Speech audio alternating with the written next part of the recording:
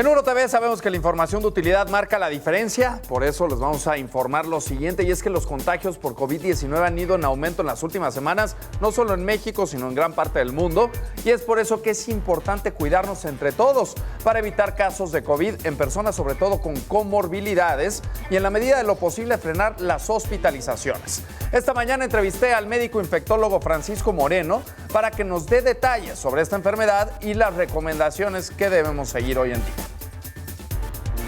Así es, con la nueva subvariante que seguramente ya está en México y teniendo contagios, la variante JN.1 o pirola, también conocida, y esto junto con el invierno, los climas fríos, las reuniones en lugares cerrados, también hay que decirlo, ya el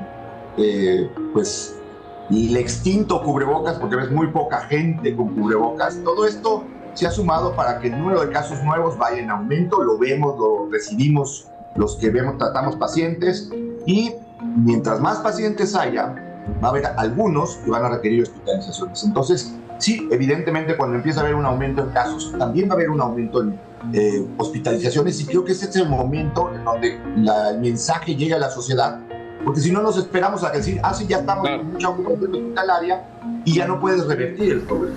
Y estamos viviendo una nueva ola, ¿no, doctor? Digamos, en el tema de contagios. Así es, y mira, no es solamente México. Si revisas lo que está sucediendo en Estados Unidos, están teniendo el mayor número de casos que habían tenido en los últimos 2 años, están teniendo muchas hospitalizaciones y también pacientes que fallecen. El número de fallecimientos que han tenido por semana ha sido muy importante en los Estados Unidos. Entonces, ahí se llevan estadísticas, ahí se llevan monitoreo de pruebas, se hacen estudios en el agua para saber qué tanto está circulando una variante y qué tanto están habiendo contagios.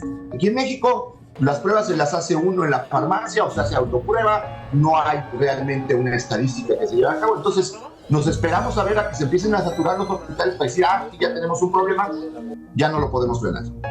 Por supuesto, doctor, y lo que comenta creo que es muy importante. El tema de las pruebas, en caso, por ejemplo, de tener algún tipo de síntomas, ¿no?, del COVID, como ya bien lo sabemos que se relaciona también con otros virus respiratorios, algunos síntomas, hay que realizarse la prueba, digamos, en algún lugar, y saber que tenemos COVID y no decir, es que tengo gripa, ¿no? Como mucha gente, ¿no?, lo está manejando, me dio gripa y posiblemente puede ser COVID.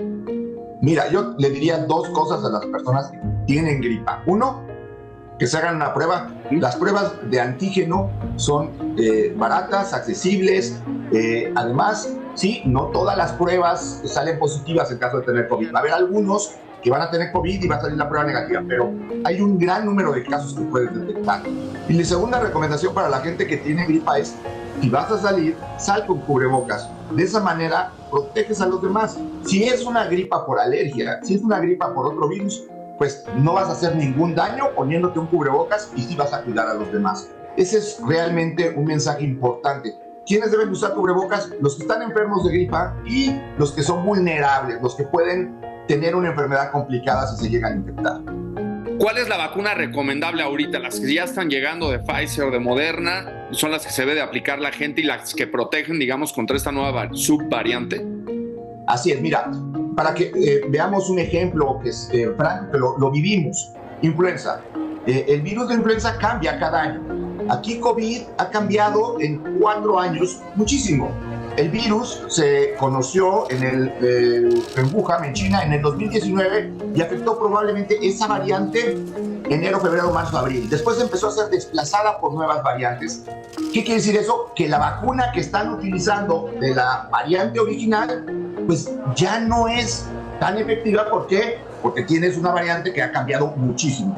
Las vacunas de XBB, que es la subvariante más cercana a lo que estamos viviendo, tienen una mayor protección. Entonces, es como si yo te digo, vamos a ponernos la vacuna de la influenza del 2020.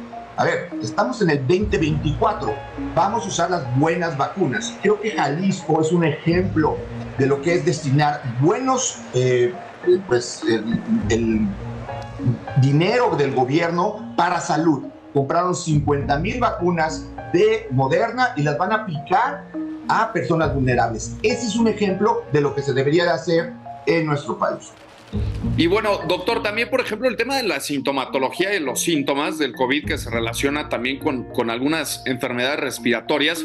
He sabido de casos, o me he enterado de casos de personas que han salido positivas que han perdido la voz. Digamos, el caso del afonismo en este sentido, ¿es característico nada más del COVID o de otras enfermedades también? Mira, realmente el problemas de la disfonía o problemas de afonismo, como dices tú, que es alfa privativa de sonido, no puedo expresar un sonido o mi voz sale muy distorsionada, eso lo pueden producir muchas infecciones respiratorias. Algo muy característico de COVID es la pérdida del olfato y la pérdida del gusto. Eso pocas otras infecciones lo hacen. Pero realmente cuando empieza la enfermedad, que es el momento importante porque es cuando más contagias, los síntomas van a ser los mismos para influenza, para metaneumovirus, virus sincicial, para muchas infecciones respiratorias. Entonces, por eso insistir en que en ese momento pon tu cubrebocas, ve a hacerte una prueba, checa si no es COVID influenza, que estas son pruebas accesibles, rápidas, y vas a recibir un tratamiento adecuado y además vas a saber si pones en riesgo a los demás. ¿Y cuánto tiempo después, digamos, de haber tenido COVID o haber sido diagnosticado con COVID, doctor, es recomendable vacunarse o ponerse un refuerzo de la vacuna, digamos, ya de esta nueva vacuna? A las 2 semanas, mientras más nos tardemos en vacunarnos, va a ser peor. No vas a tener ninguna reacción adversa si te pones la vacuna cerca de cuando tuviste la infección. Incluso hay pacientes que desafortunadamente se vacunan y no saben que están infectados, no han tenido mayor complicación en su evolución. La idea es que te vacunes cuando no tengas un cuadro infeccioso, nada más para mejorar tu sistema de defensas y que respondas bien a la vacuna, pero no es porque te vaya a generar algún problema el que te vacunes cuando estés enfermo. Por último, doctor, el lavado de manos, el uso de gel antibacterial, ¿eso también ayuda a evitar el contagio? Sabemos que COVID se transmite principalmente por vía respiratoria, pero te doy un dato. Cuando usamos el gel en forma importante en el 2020 fueron cuando menos infecciones gastrointestinales hubo.